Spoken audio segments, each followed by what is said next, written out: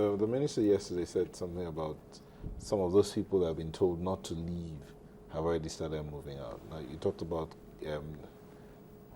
occurrence, an outbreak in rural communities, with these people traveling. People are going to be checked coming to Nigeria and going out of Nigeria. But what about the I asked that question earlier, what about the intra-city travels and all that? How are all these checks going to be? Do we have enough centers to check all this? Yeah, right now what has gone on is, for the contacts of Mr. Sawyer, what is occurring right now is that they're under surveillance. And the surveillance just involves them going to the hospital twice a day. Some of them have thermometers at home, and they ask them whether they developed any symptoms. And then also they check their temperature, because in 90 to 99% of patients with Ebola, one of the first symptoms is a fever. That's a very high temperature.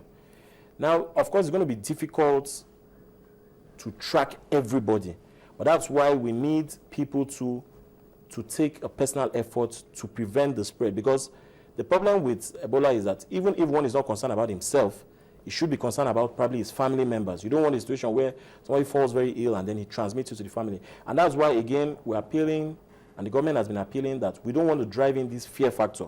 Because if somebody feels that if I get infected, number one, I'm going to be ostracized, I'm going to be pushed out, I'm going to be stigmatized, he's not going to tell anybody.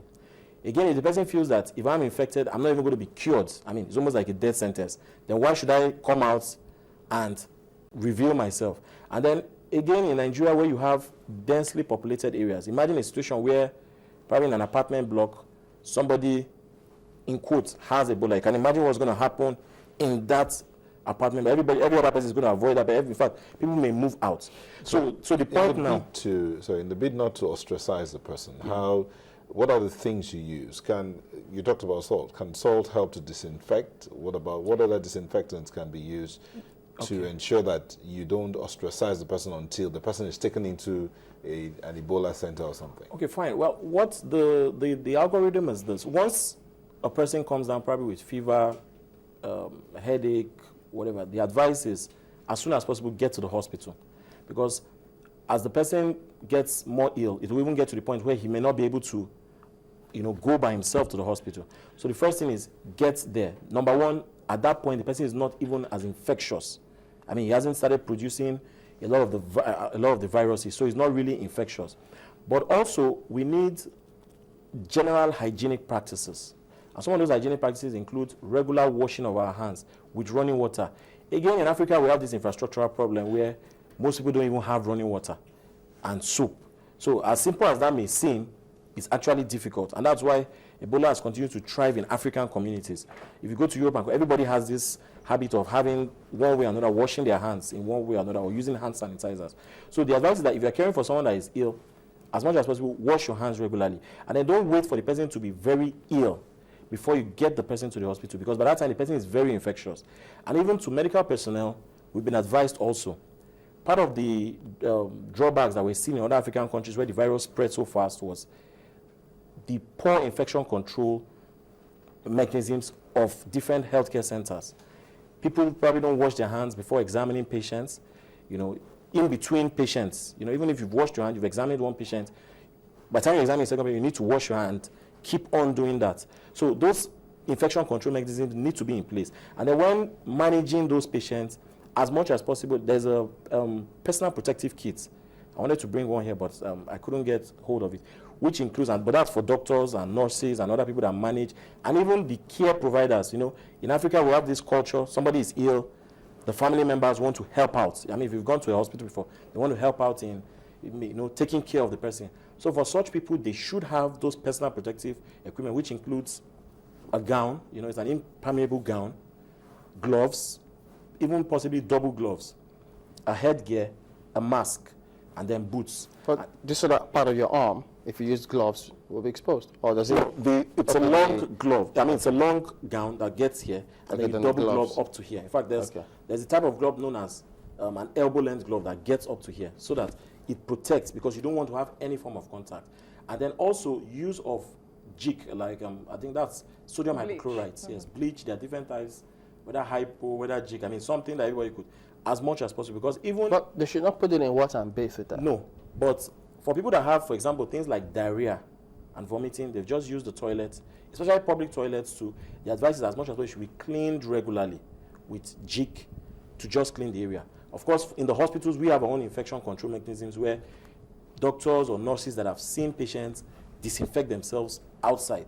But the most important thing is, initially the virus is not very infectious. So as much as possible, people can get themselves to the hospital immediately they suspect, maybe they come in contact with someone that traveled or they've eaten. Of course, we know that some animals are natural reservoirs of this virus. The bats, well, we don't eat bats here, but we eat bushmeat, antelopes, in some parts of the world, they eat chimpanzees. Those were the things that actually helped to spread this virus. So even now, the government has said nobody should even eat bushmeat. I mean, it's not really necessary at this point in time. And then avoiding such things. So those things will help to curtail the virus. So it means you will not advise anyone to go start bathing with salt water? Because I see people still asking. No, I think everybody should even avoid that. I mean, the WHO, the Center for Disease Control have said it as much as possible.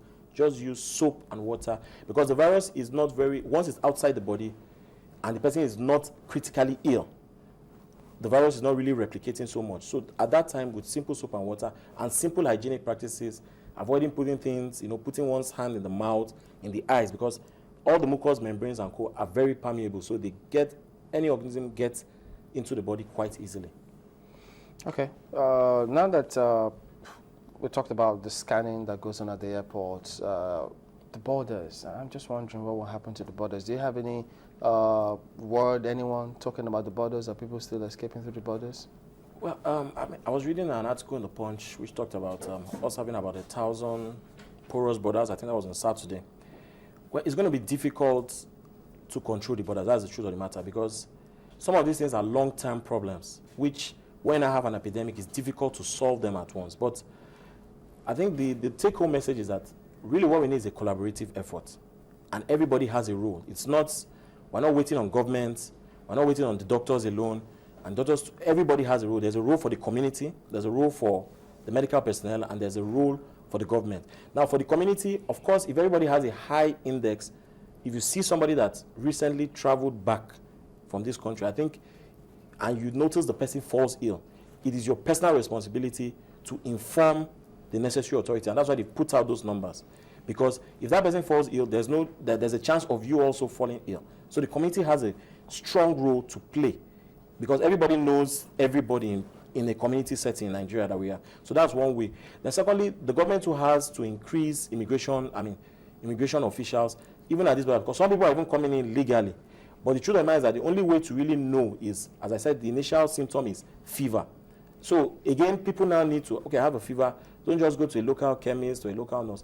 Get to the hospital, at least do 1 or 2 tests and get yourself sorted out. And of course, for the doctors too, we need to have this culture of strict infection control, because as I said, in a number of African countries, it's even the medical personnel that ended up, dying from the disease and somehow helping to spread it. So everybody has to have, and even in Nigeria, if you look at what has happened with the unfortunate outbreak here, a number of infected people are actually medical personnel, so they are at highest risk of coming in contact and suffering some mortality and morbidity from this Ebola.